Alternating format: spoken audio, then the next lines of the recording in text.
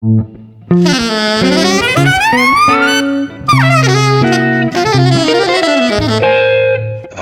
Jazz.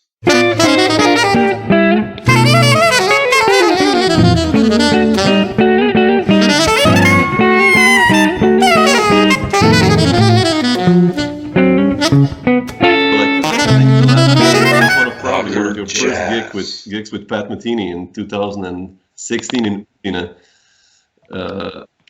yeah, that was near the beginning of that. Yeah, it seems like a different world ago now with everything that's gone on in the world. But, yeah.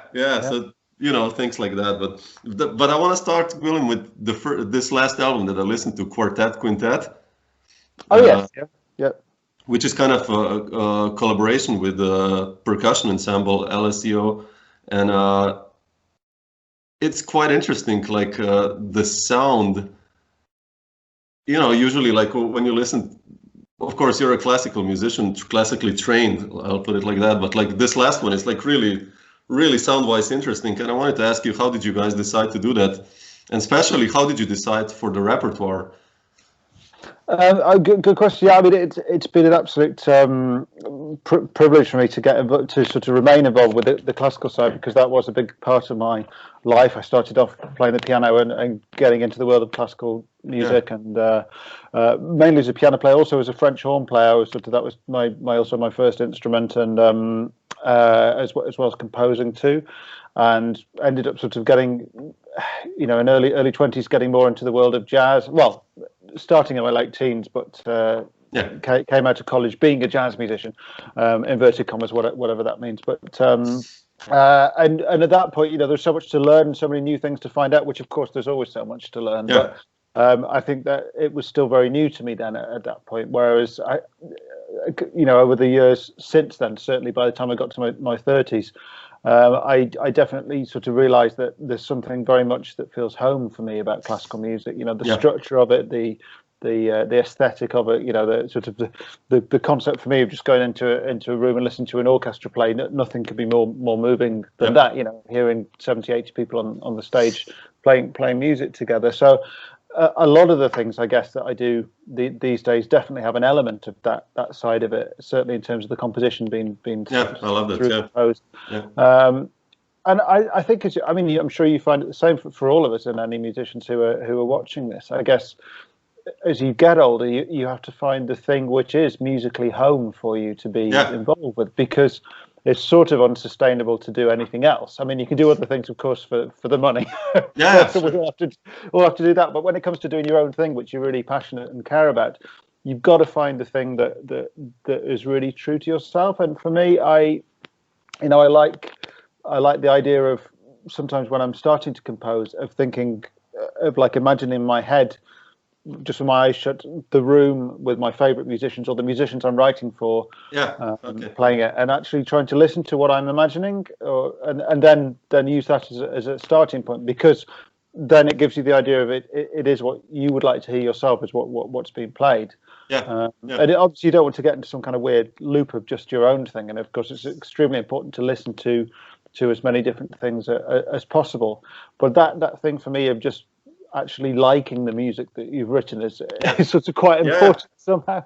No, makes sense, definitely. So in a sort of roundabout way, that a lot of the things that I end up doing these days do have this sort of slightly through composed, maybe classical side to it. And this particular project with these with the percussionists of the London Symphony Orchestra, obviously great, amazing musicians, great orchestra, one of the best in the world. It's fantastic to have the opportunity to work with these guys, because you can basically write anything for them and they can get it together and play it, which as any composer knows is a real privilege, because a lot of the time it's quite interesting. One thing I love in my career is I get to do lots of different things, and that's a real, I feel really fortunate to have that. And a lot of people, maybe that's not always the best thing for your career, because a lot of people, maybe either go out and do solo gigs, do trio gigs as a pianist, and they have a direction, and that what you're going to get. and that, of course, is a very strong element of career building. But for me, I've got to say that's never really interested me too much. I get too I just want to try. I love trying different things. I love the challenge of being thrown in with different musicians that you might never work with before, or different lineups of instruments and things that really challenges you. And hopefully you learn every time that you're doing something. So they're working with these, obviously working with 4 percussion players is great fun. I'd never written a piece for 4 percussionists before, and it was quite daunting in a way because they'd already decided to put the Steve Reich piece, which is I love that. Yeah, I love that. It's a seminal piece of music for that lineup of musicians. It's of instruments. It's a really important work, and of course there are not a million pieces of music for 4 mallets and piano. Actually, the Reichs for two pianos, but it's. It's kind of strange, really. It's I had to sort of think, well, how am I going to write a piece that Steve Reich's music for percussionists for rhythm?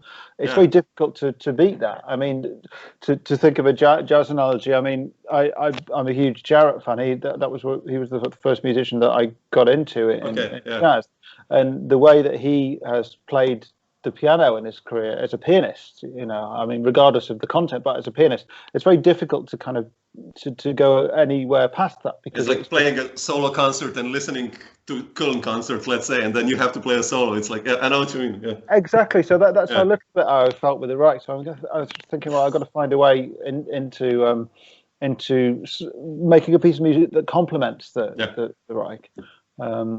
And of course, it's amazing fun writing rhythmic music for 5 percussionists, including oneself on the piano. So that's an obvious starting point. But also, there's one thing about the Reich piece is that the harmony. It's not that the harmony takes a back seat, but it's it sort of sits in a particular world. I think. Reich is. I thought maybe this is the thing that I could do that has a slightly different starting point. Is the harmonic side coming from not jazz, like bebop jazz, but it's got a little bit more of that type of harmony to it. It reminded me, and sometimes, when I listen to your suite that you wrote for this ensemble, sometimes it reminded me like of Lyle Mays, almost, like if I speak of jazz terms, like, or of even like you mentioned Jarrett, like a lot of this repetitiveness. But I guess this comes in together with Steve Reich also being his music of the project, right? Like it's quite rhythmical. I mean, what you wrote. Of course, it's for percussion players, so it makes sense. But it's funny, isn't it? I mean, talking about writing music that you'd like to hear yourself. That's something I do some teaching at the Royal Academy of Music in London. And that's something I definitely mention to students quite a lot. Is that side of it, because of course certainly that level at that age as a student. There's so many things you want to get together, and so many things which are more cerebral in terms of clever stuff. We just like clever stuff, but somehow clever stuff is brilliant, but it's not. There's something more to it somehow. Music for me has always been about that. It's always been about kind of how it moves you and how it makes you feel, and I'm fascinated by the fact that music can have the ability to do that. But the point I was going to make is that when you're listening to other musicians, again, this is something I talk about with the students. It's very important to think about how you're gleaning information from their playing. Like, it's an obvious thing to do, go and transcribe some John Coltrane licks and, do this and do that, which is massively important, and playing along to that is great. But at the same time, like really getting down to the nuts and bolts of why you like it, and then take that kind of raw ingredient and that raw material into your own sound, whether that be as a composer or as a performer, is a really, really important part of it. So you mentioned Lyle Mays. Also, funny enough, the first 4 pieces of music of jazz that I ever heard was Questar by Keith Jarrett, Loro by Egberto Gismonti, and then 2 Pat Metheny tracks off the album Travels. So they completely shaped what music felt, certainly at that very important point in my life, what jazz should be about. And there's a very specific sound world to all those albums, and very and melodic world that they all inhabit. And that, for me, became what I felt musical home, a large part of musical home was, coupled with my experiences in the classical world. Yeah. So I would definitely say all these things are kind of rumbling around there. I mean, it's when you're playing yourself, I mean, I'm sure you find this, it's very difficult for you yourself to kind of, when you've done something, you know where it came from, basically. I mean, yeah. I can't imagine ever being in the position of going out to play, and it would seem incredibly sort of arrogant and weird to me to go out and play and think, oh yeah, I'm sounding like me now, because I don't really think that exists to ourselves, or that's how I feel about it. Anyway, I know when that bit came from Chick, or that bit came from Jarrett, or that bit was from that Egbert Monty, or that bit was from that Pat Metheny album. I know where all those bits came from, but I think we all create our own stew.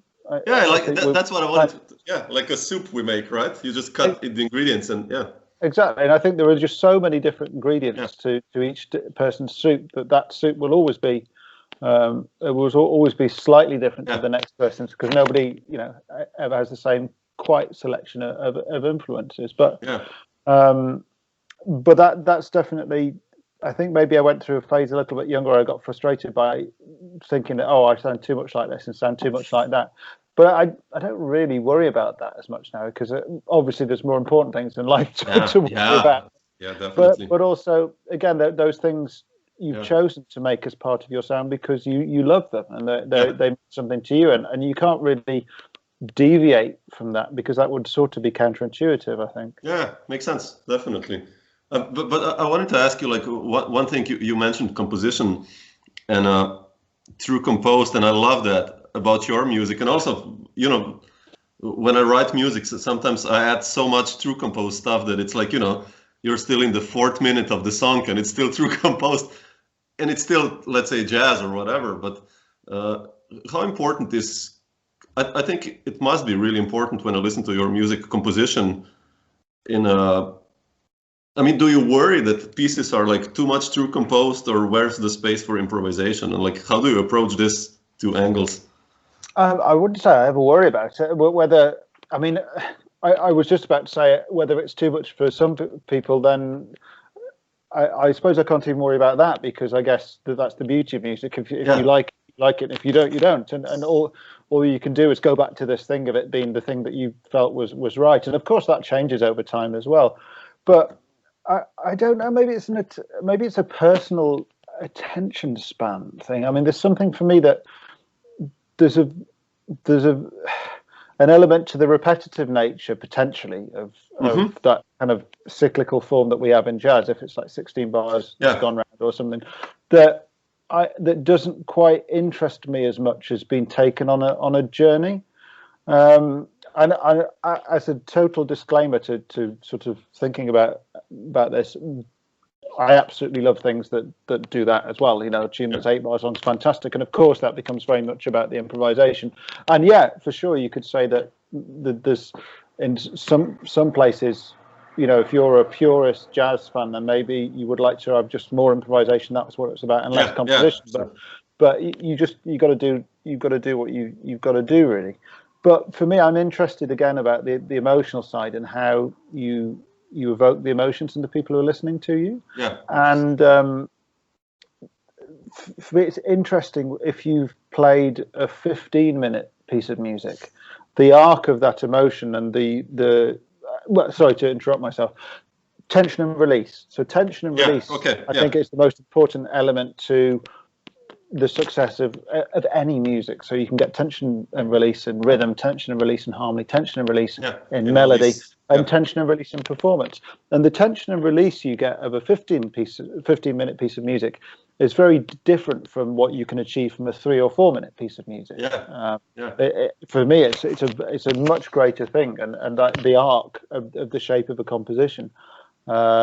When you get to that kind of length, you have to really, really think about the construction of that. And you write it down, like, do you sketch it out? Like, like I spoke to so many composers and jazz musicians, like, how do they approach like really long compositions? When something is like 10, 12 minutes long, do you like first sketch out the idea where you want to go, or you just go with the flow when you compose? Sometimes the latter, but a lot of the time the former. So a lot of the time you can construct a piece of music without any music. I mean, I think that's quite an important thing to do, because as we all know, as soon as you're sitting down at your instrument and you're fiddling away, you're very much in the very actual moment of where you are, and you could definitely not the distance and how you create this shape. I mean, I've got to say, it's interesting. I'm writing some big band music at the moment because I'm doing a concert for my 40th birthday at the beginning of next year with the Royal Academy of Music in London, which is where I teach and where I was a student myself. And a lot of these compositions are quite, slightly longer ones. They're not just sort of 5 or 6 minute pieces of music. And a lot of the kind of important moments of thinking about this, I have, as time goes on, it gets a bit more stressful. Probably like 4 o'clock in the morning when I'm trying to sleep, but thinking about it, as I was actually this morning. And that's a true story. I was awake thinking about this, or just like sitting in the bath or sitting on a bus, places when you're away from your instrument, because you could just sort of visualize and think about where the shape of the piece is. And if you're at the piano or whatever instrument, it's always very tempting to you're just working at stuff and you're working at the next bar, and you don't really get an overview. So I think it's a very good idea for composers, not necessary, but I feel it's a good idea to have a plan almost without any music. And of course that plan can change. You don't have to be beholden to it, and things come up in the music which take you off in a different direction. But definitely seeing the skeleton of it can also help you fully develop the ideas. I mean, I don't know about you, but the thing for me when I'm writing just off the cuff and sitting and writing, I always find, and it's a little bit like improvisation, I always find that things move on too quickly. So whether it's a musical idea or an improvisation, the classic thing, you have an idea with an improvisation, then you move on to the next one. And of course, a lot of the time when you're teaching students, it's about, just take one idea, take one idea and work that out through 5 courses of blues or whatever.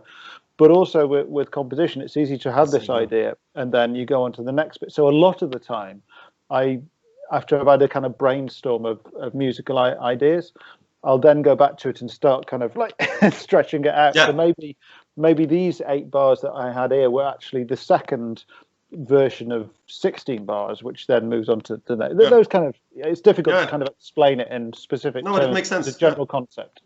Yeah, but you mentioned like all these ideas digging in. So do you basically like? I noticed like when talking with musicians now, like there are like kind of 2 concepts. I notice I kind of do both, or though lately I'm more in this other one. But like, do you write like down ideas on a daily basis, or whenever they come? I don't know. You got a melody like and then you just write it down, leave it in a map. Or when do you like basically just compose when there's a deadline, which is like usually, or you have a project in mind? What's your compositional process? Obviously, deadlines are great. It's funny. That's for us, everyone the same. There's something I've got into quite recently, and this is for a couple of different things I'll be doing, is to sort of have a little spell of a couple of days where I just go crazy and just think of ideas, and there might just be like 2 bars of an idea or a rhythm or something, a couple of chords, but I just write loads and loads of them down, and then slowly over the course of the days I keep visiting ones, and they sort of whittle down to maybe 10 or 8 or 10 of these ideas that maybe make the first cut of being interesting enough,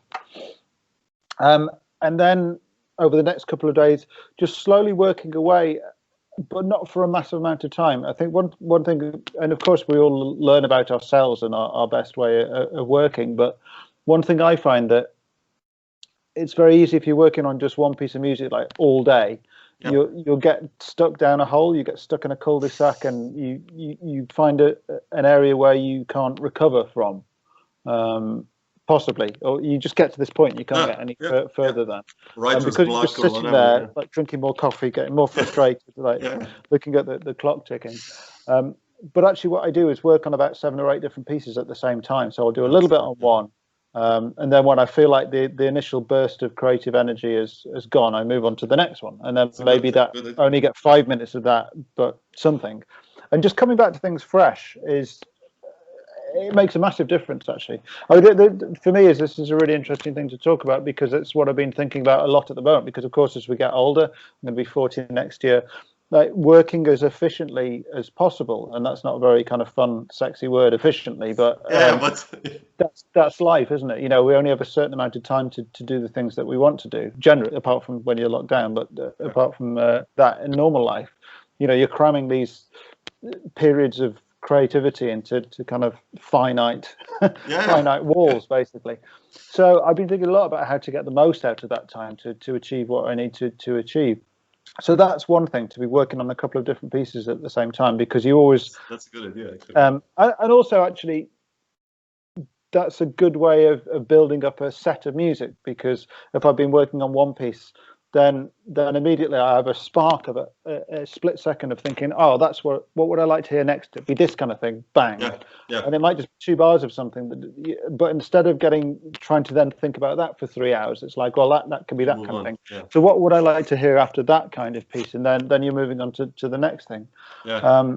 And then also something which I found really important is recording just on my phone, basically recording as I'm going along, because that thing of not really perceiving the passage of time when you're in the middle of it is quite a big thing also, which I never really thought of about so much before. But of course, you know, when we listen back to recordings of ourselves, we always play more than we think we have.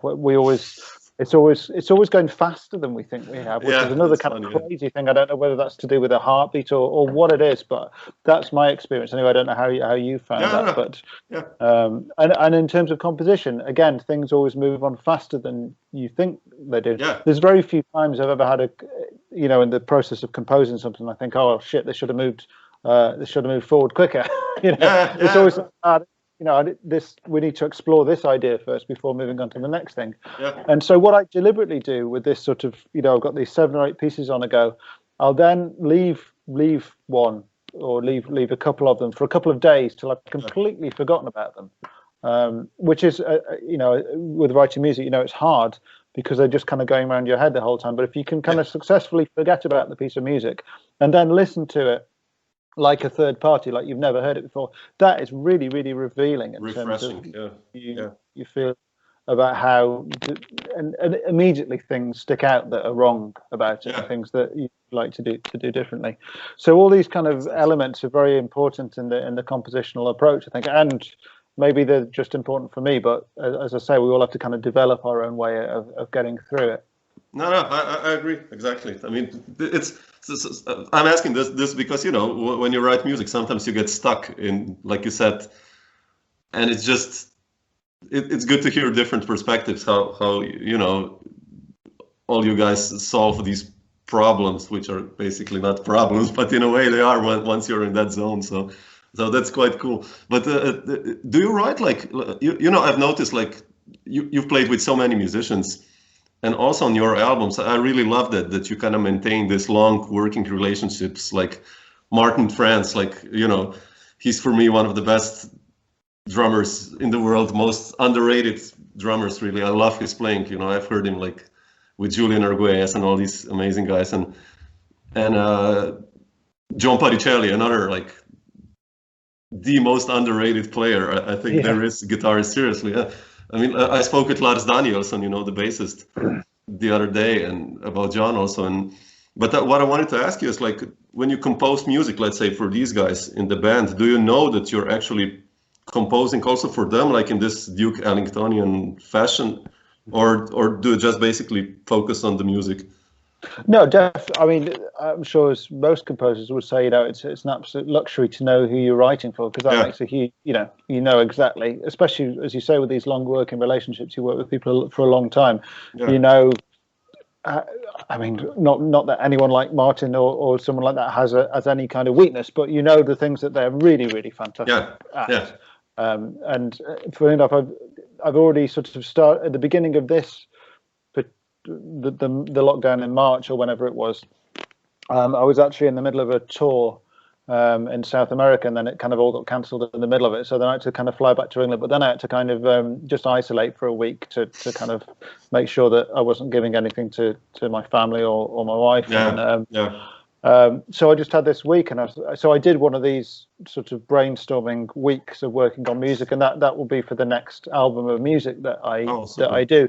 And actually, I think it's going to be quite sort of layered up. There's a great Pat Metheny album which I've always loved called Still Life Talking. Oh yeah, just, okay. I mean, just all the tunes are just classics. It's like it's a novel, one of the best novels or whatever albums. Yeah, the storytelling. Yeah.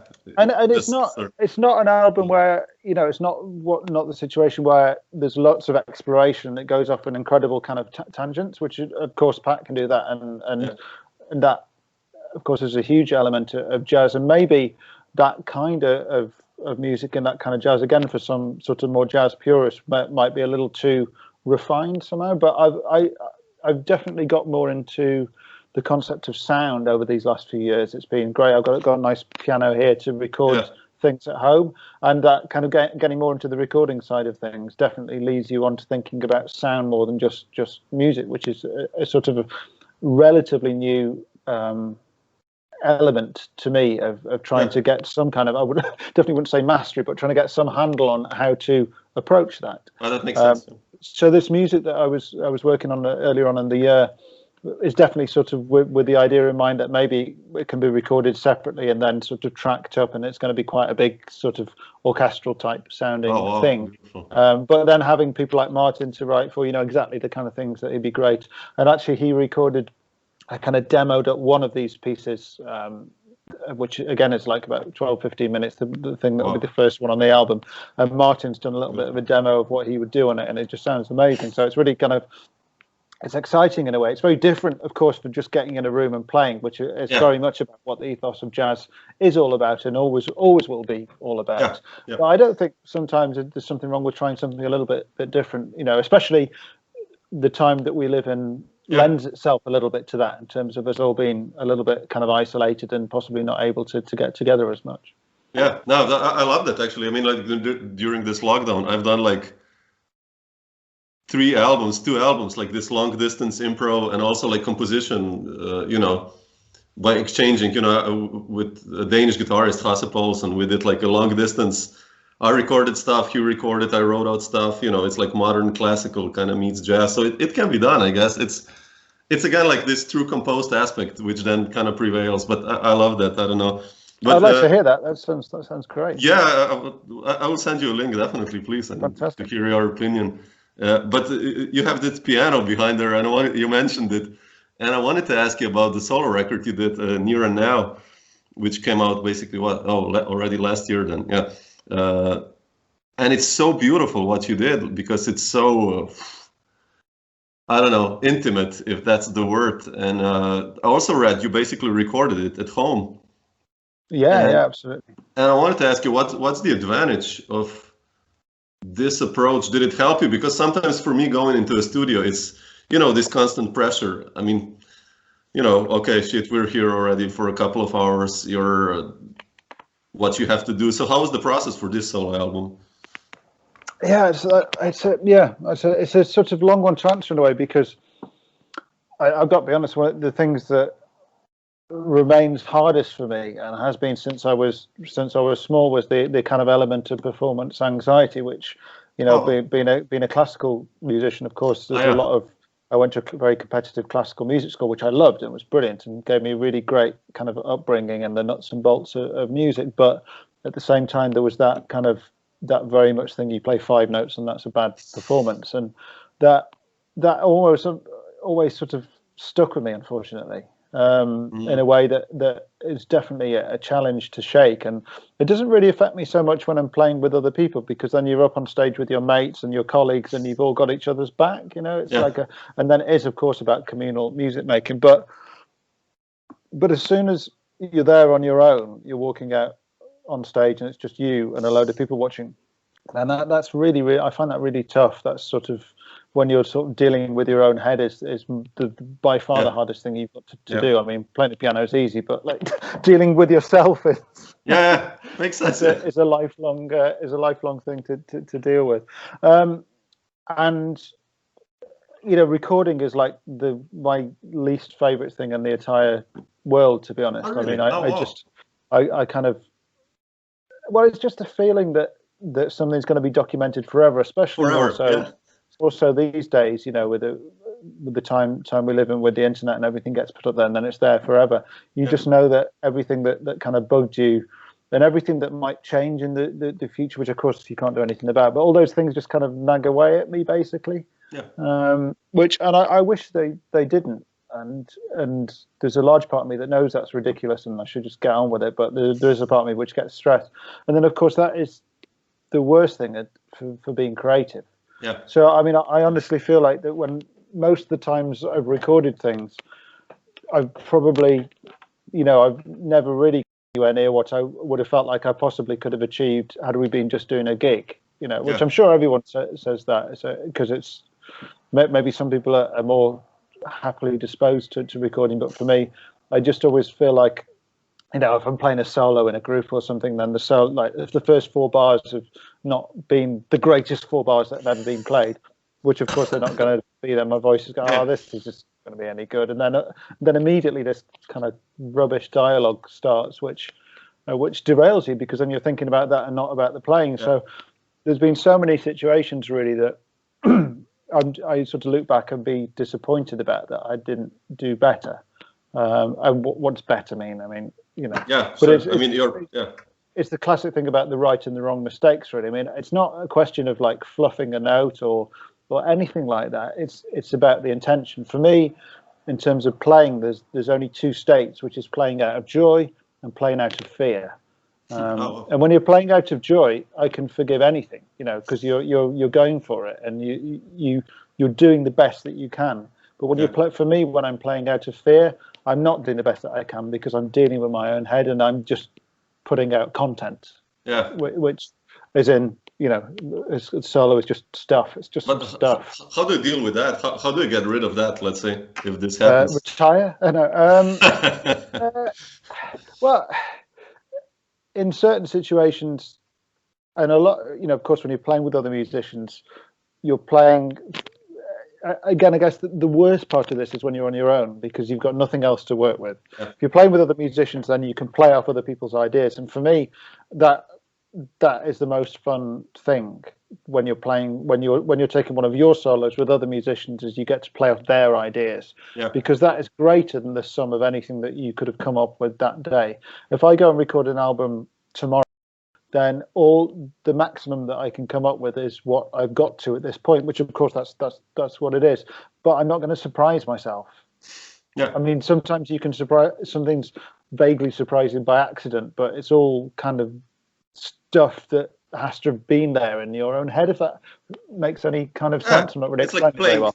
Chess with yourself or something, or exactly. Whereas if you're playing off other people's ideas, then it's brilliant, because something's going to come up that you would never have in a million years thought of, and then that for me is very rewarding to listen back, because it's like, oh, this happened, whoa, when you're listening back to a take or something, but you just don't get that on your own.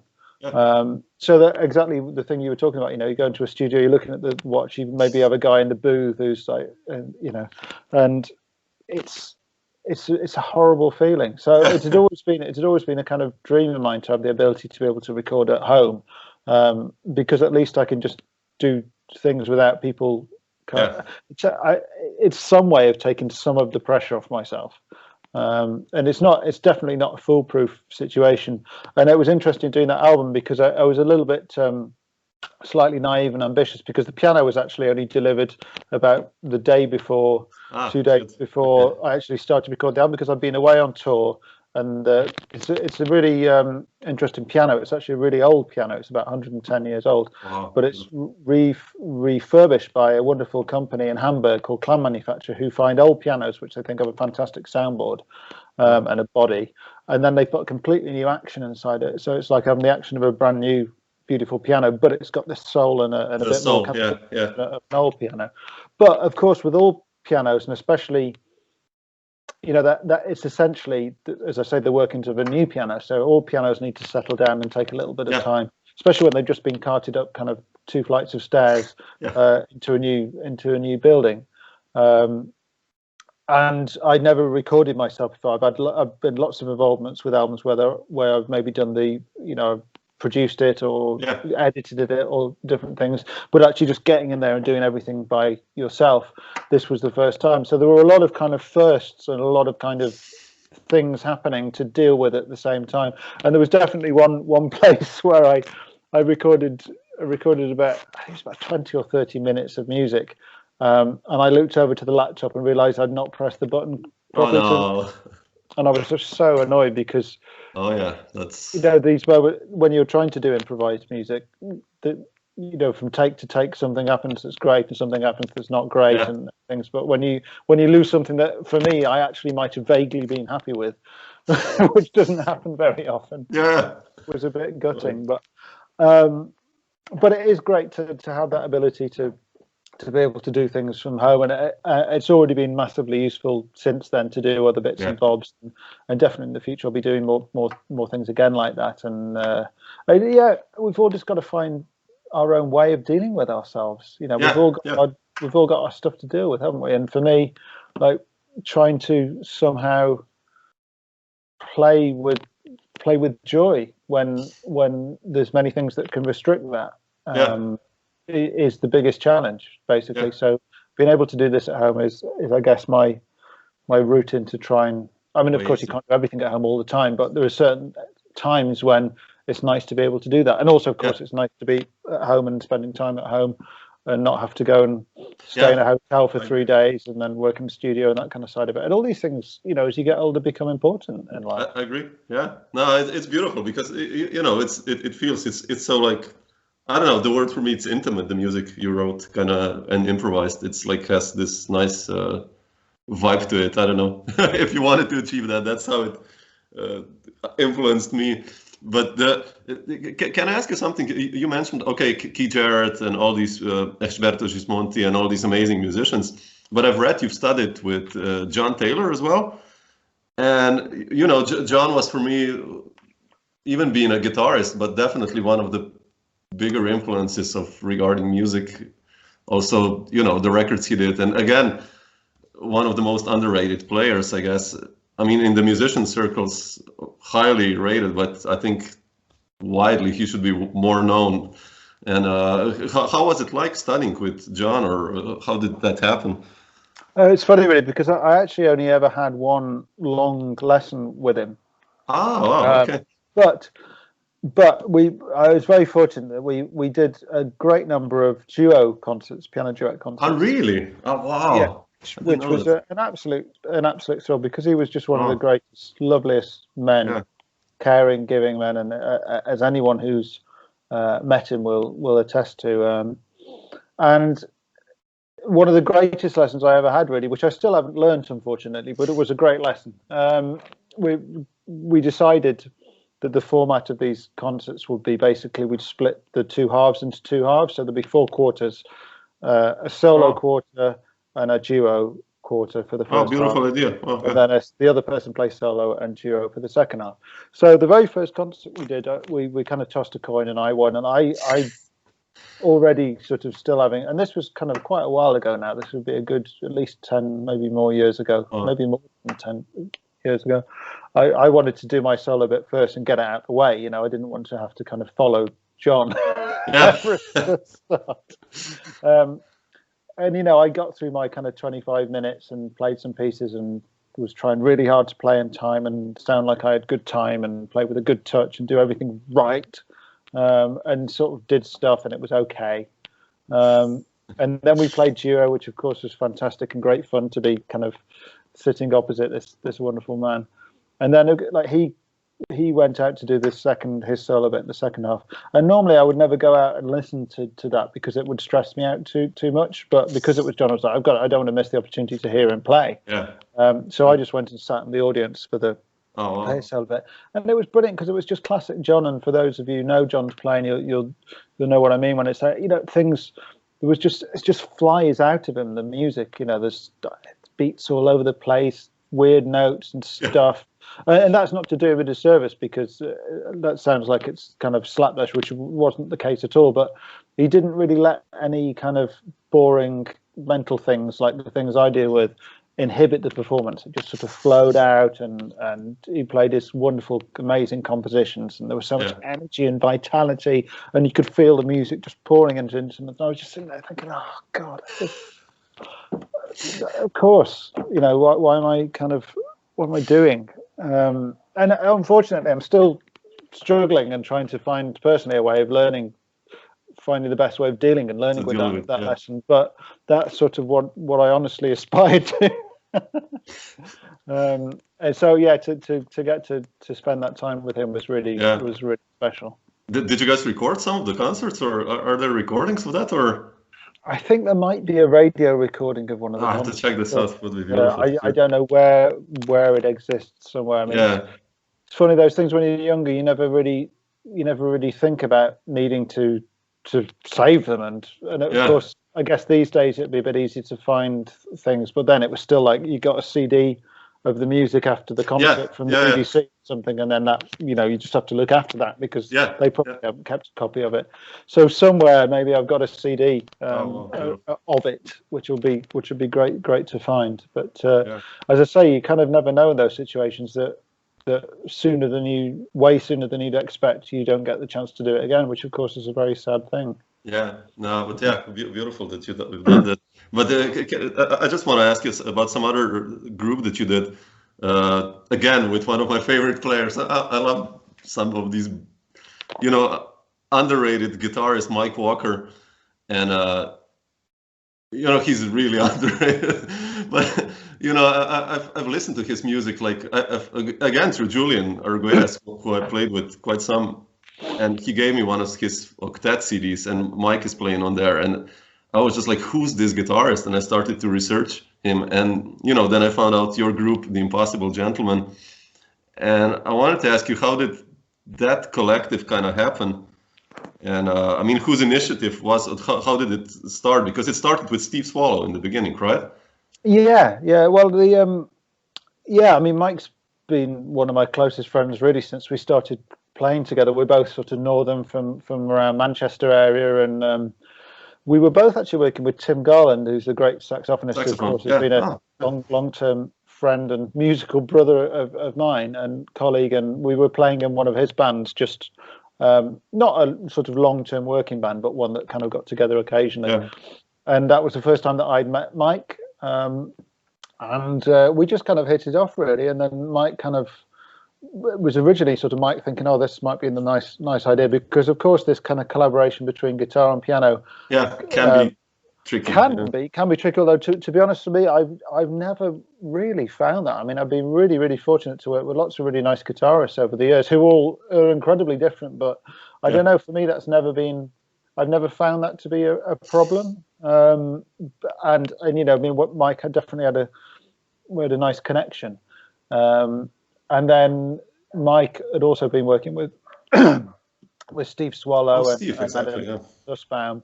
So it was basically Mike who put it together in the beginning. And then a couple of years down the line, Steve Swallow was sort of unable to, you know, wanted to do less and less touring and traveling around, which is fair enough, and wanted to sort of, the little bit of traveling he wanted to do, wanted to do more of the things that he was leading. So I asked Steve Rodby, who I'd met through another kind of connection of people, to come and join us, and that worked out great as well, because Steve obviously was one of my, you know, on this music that really changed my life when I was in my teens. So he's been a really important person to me. So so it worked out fantastic. I mean, it was definitely working with Mike. We've done quite a lot of duo concerts as well. Actually, the next album, hopefully that I'll be bringing out, apart from the one I was the one I was talking about working on earlier this year, will be the one after next, because the next one that's going to be coming out is a big band album which I recorded with the NDR big band up in Hamburg, which is a big suite of my music, which Martin France is on, and Mike Walker. Oh, really? Oh, beautiful. Other people. So yeah, and I'm really excited about that, because actually it's already a kind of year or two old, but it's just one of those things that's taken a while to just put together after the recording. But those guys just all play fantastic, and it's great it was great to be able to bring Mike over to play with that band and to work on that music, and he'll also be on the new stuff I'm writing. So it's funny, isn't it? It's like music for me has always been about family. Yeah, I see that. You know, Yeah, I have no brothers and sisters. It's just me and my mum, my dad. So one of the beautiful things about being a musician is that you've suddenly become part of this family, and of course, it's just an absolutely vast family. And what, for me, I'm lucky to have all these kind of lines of different relatives in there. You know, like working with the percussion guys from the LSO. I know a lot of those guys from the classical side, and they're like one branch of family. But you know, people like Martin and Mike Walker, Tim Garland, Malcolm Crease, great bass player, and Lawrence Cottle, who's a wonderful electric bass player, James Maddren, drummer. I don't. I suddenly feel like I could end up trying to name everyone because I'm just very, very fortunate to have these really close musical friends. And as you know, it's also a very great thing to work with people you've never worked with before, because again, that takes you out of your comfort zone, and that sort of that can take the music off in different directions, which of course is brilliant, and that those opportunities always sort of come up now and again to do things.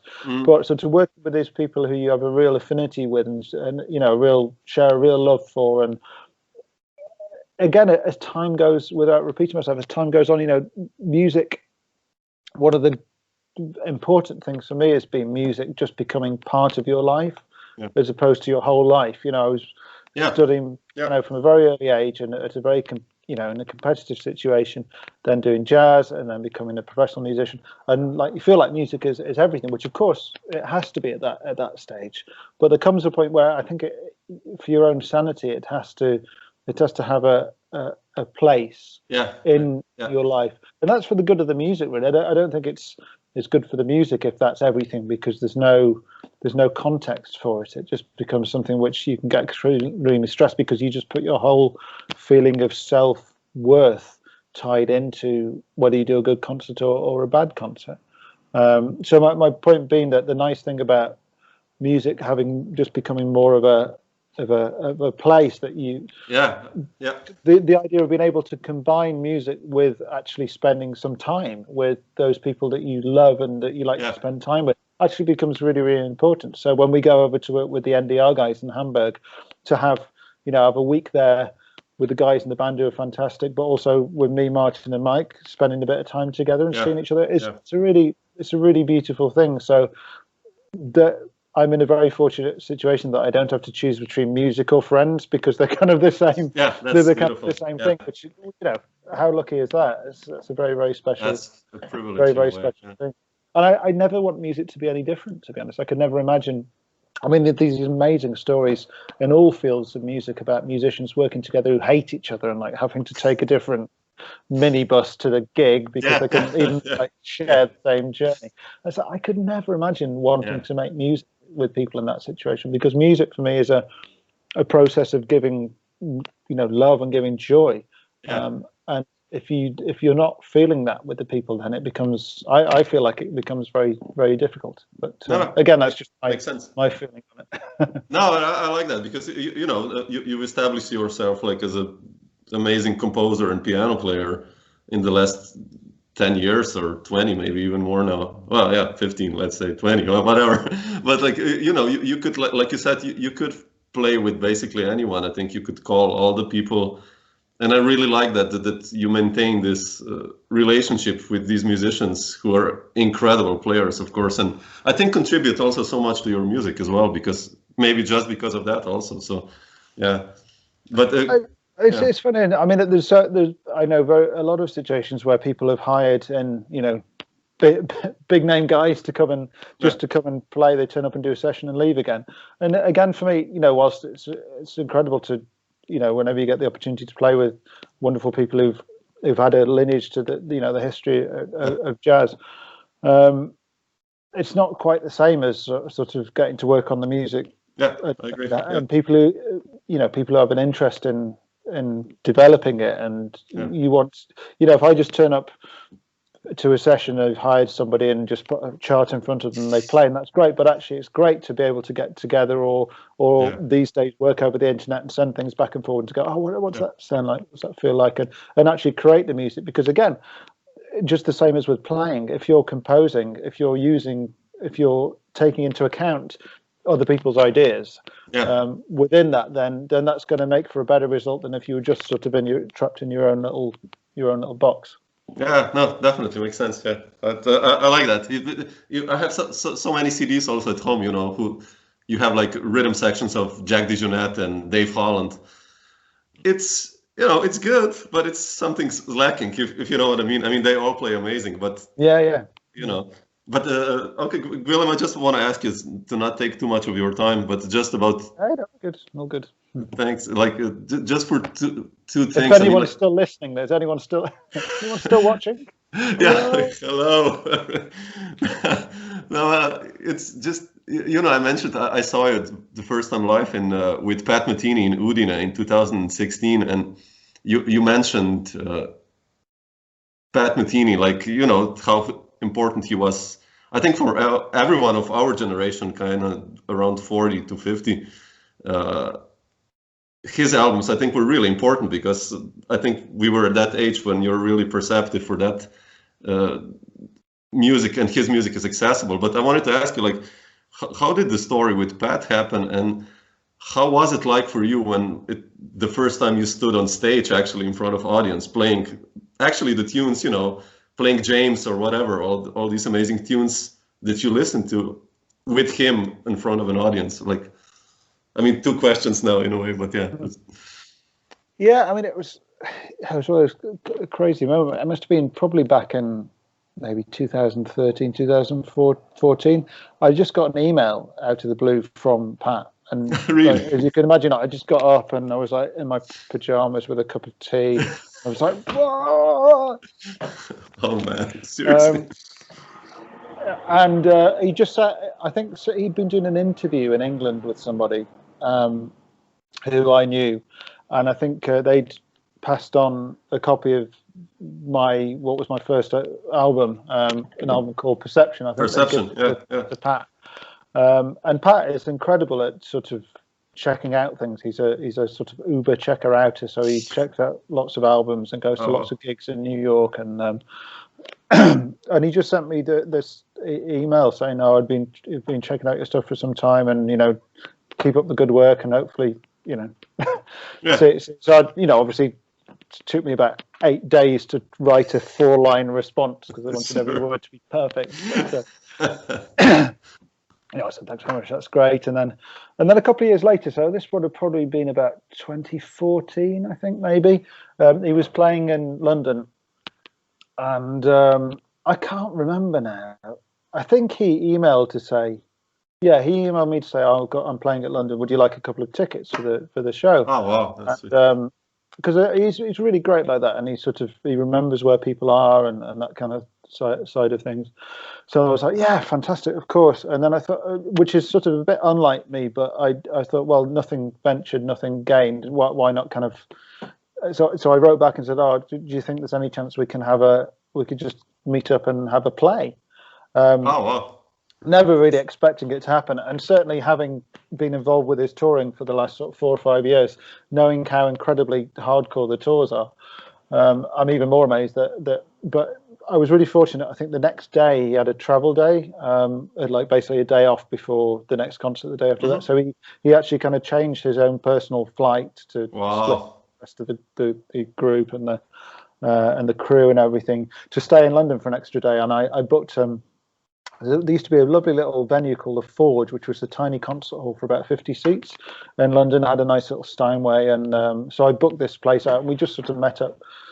I picked him up from his hotel, and we just sort of met up for a couple of hours and had a play. And yeah, of course, we were just playing all these tunes. We played "Falling Grace," the great Steve Swallow. I love that. I mean, that was obviously incredible, sort of nerve-wracking, but amazing life moment, really. Because that was like, blimey, this is playing James and songs off Travels and that with him just there. I mean, obviously I was absolutely terrified, but again, it kind of all made sense. I was sort of brought up on that music, so it's a slight diversion. I mean, obviously it's a strange situation to be in because I loved so much of that. I love so much of that music, and of course Lyle was a huge, the main, as a piano player, part of that. And for me, even when he was still alive, you know, I kind of knew that they weren't going to be playing together again, and I was as gutted as that about that as anyone is, because you know that musical relationship between the two of them was one of the greatest, you know, musical relationships in our, and certainly in our genre of music, if not anywhere. But it has been a really strange experience in some ways, because of course I'm just trying to do my best on the gigs and on the album that we did. And the reason I mention this, because I do, you know, I feel hopefully I'm kind of qualified to do that gig. I don't mean that in any way, in an arrogant way, but in terms of just the fact that music is completely ingrained on my brain as much as it would be for anyone, I think, you know, because I love it so much. So it's not for me difficult to play, because I, you know, that's how music feels like to me, because that's how I started off. But it is strange because, you know, if you're stupid enough to look on the internet and then ever check any kind of message boards or anything like that, then of course there are people like, oh, it's not Lyle Mays, and you know, it kind of does hurt, because you just like want to say, well, I'm, you know, of course I know that, and I'm as gutted as you are that I'm not Lyle Mays, but I can only do me. You're you, and you bring trying to do my best for it. And of course, you know, it's just there's only a couple of people who say that, but of course when you read that, it always hurts a little bit. But I completely understand, because in some ways I feel the same. But did you ever talk with Pat about that? You know, like I spoke with Peter Bernstein, you know, the guitarist. And he played with Sonny Rollins, and he said, like, you know, Sonny Rollins was, or is, for us and for him especially, he was you know, an idol. And then he said, like, that Sonny told him, like, because he was kind of like not there in the music, in the rehearsal first, that, like, you know, play like who you are and play how you play. Don't try to impersonate Jim Hall or whatever. Like, did you guys ever talk about that, or the music just always in the beginning already happened with the quartet with Pat? No, I think Pat's has got very strong ideas about what he wants. I mean, that's how he's been such an incredibly successful musician. I mean, you don't just sort of throw that in by accident. And I think with any musical relationship, it takes a while to sort of build up the trust, and especially I think it was a hard one for him. For, you know, I mean, he's done a little bit with Brad Melner, but that's never been quite a kind of a band. And so being the first person to be his piano player since basically his only other piano player, mainly, who was Lyle, I mean, I try to think about it like that, because it's kind of scary if you think about it like that. But you know, it took a minute just to kind of to sort of calibrate, basically, and to learn what the gig was about and learn the best way to do that. But I mean, it's one of the great things for me that I'm really, really proud. I mean, I'm extremely grateful and so proud to have had that opportunity, but certainly to be involved with an album, you know, something that's documented, because gigs come and go, and this is beautiful that he did it, but to be kind of to be involved with a part of his recorded history, definitely for me is a huge privilege, and something that, you know, I feel really happy about. No, it's amazing. It's also such a cool album, because you mentioned all this layering that you're doing for your new record, and this one is kind of like almost similar, right? Like this.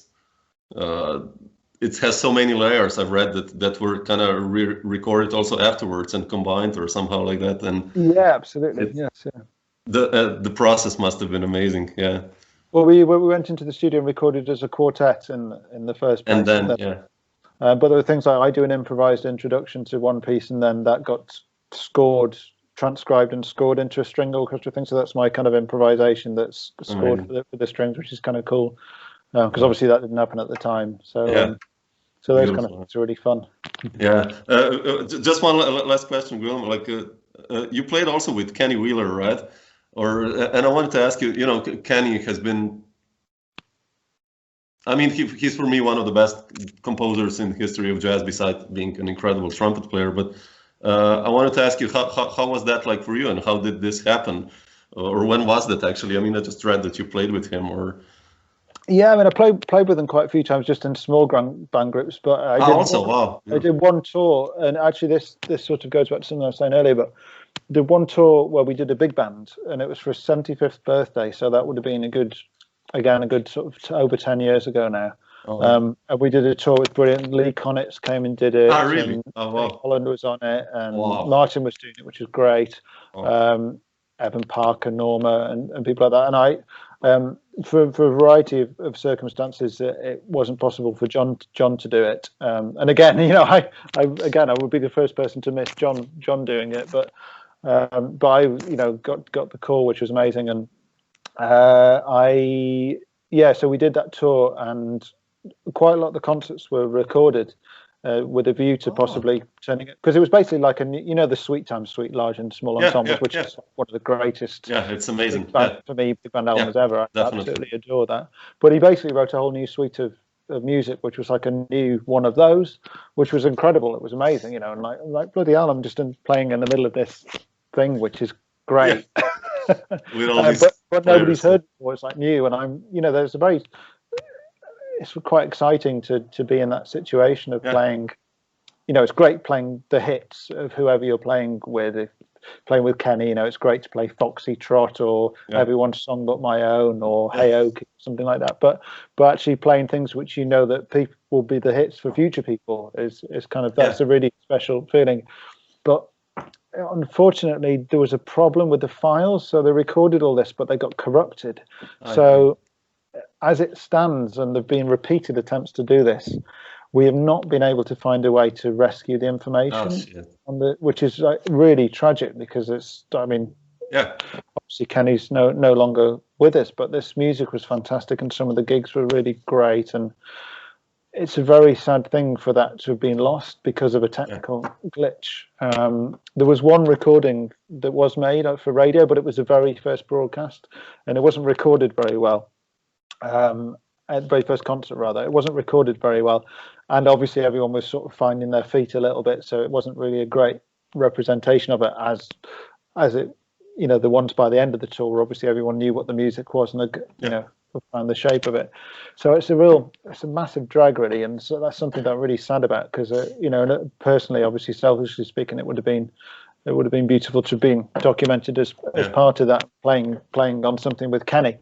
But in the way more important sense, it's a massive loss for the jazz world that music has been that's been lost. But anyway, there's 1% of hope that somehow we might be able to sort it out one day. But it's future technology will. We'll see. Yeah, maybe it will happen.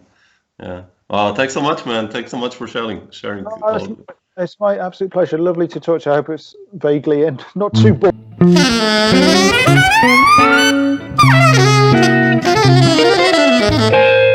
Dr. Jazz.